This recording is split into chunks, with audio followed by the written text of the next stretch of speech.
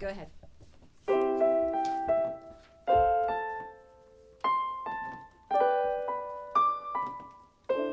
Start over and move your hands to the left.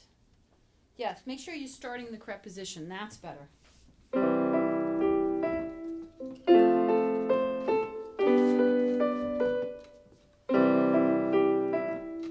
Stay there. Bum. Yeah. Then, good. Bum, bum, bum, bum. Then, bum, da, da, da, dum. Good. Very nice. Give yourself a 32. Do it in D. Not yet. That's a different one. So Okay, give yourself so 32.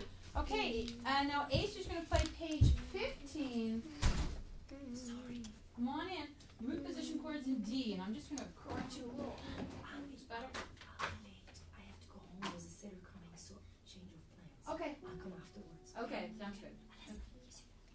All right. So, yes. I didn't see. Was there some sort of fingering that you had? Fingering Yeah. for the root position chords. Pretty standard. Wait a minute. We'll talk about it in a minute. Go set up while we do it.